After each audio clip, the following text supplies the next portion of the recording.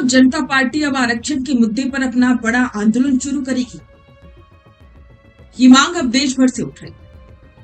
अब कहा जा रहा है कि कॉकरोच जनता पार्टी को आरक्षण के मुद्दे पर भी अब ऐसा ही आंदोलन खड़ा करना चाहिए ताकि आरक्षण में जो विसंगतियां हैं वो दूर हो जाए और सिर्फ जातियों के आधार पर नहीं बल्कि एक तरह से अलग अलग श्रेणियों के आधार पर आरक्षण मांग की जा रही है कि आरक्षण उनको मिले जो कि आर्थिक रूप से कमजोर, वो किसी भी जाति की, और इसके अलावा उनको मिले जो कि अनाथ है या फिर जो कि किसी भी तरीके से असक्षम है।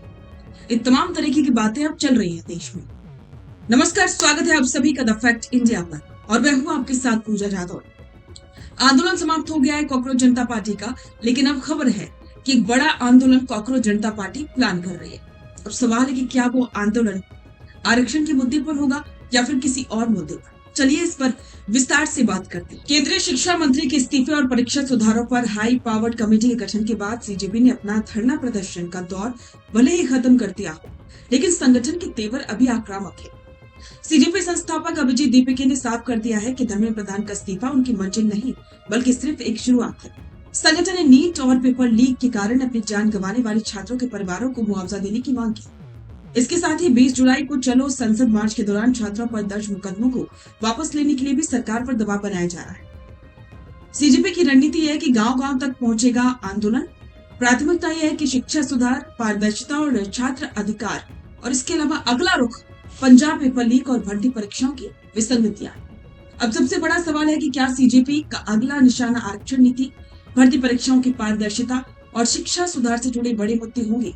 सीजेपी के प्रवक्ताओं का कहना है कि देश में कई राजनीतिक दल लेकिन युवाओं की वास्तविक आकांक्षाओं को पूरा नहीं कर पा रहे, इसलिए संगठन अब इस आंदोलन को सिर्फ दिल्ली तक सीमित न रख करके देश के हर गांव और जमीनी स्तर तक ले जाने की योजना बना रहा है।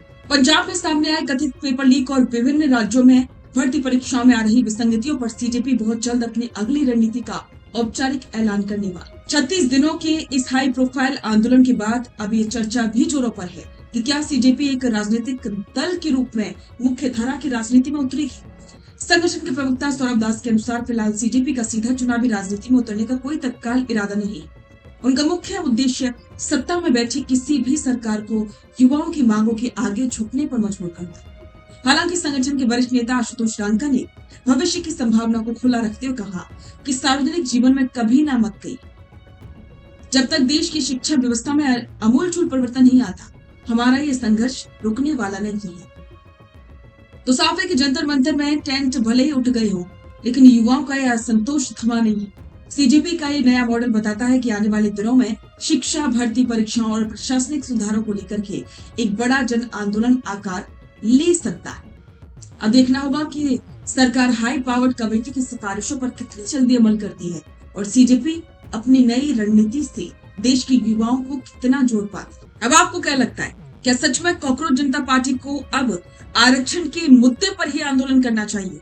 आपके विचार कमेंट बॉक्स में जरूर साझा करें और बने रहें द फैक्ट इंडिया के साथ। अपना पॉडकास्ट शुरू करना चाहते हैं और चाहते हैं कि पहले दिन से उसे लाखों लोग देखें, तो अब ये पॉसिबल है जयपुर में।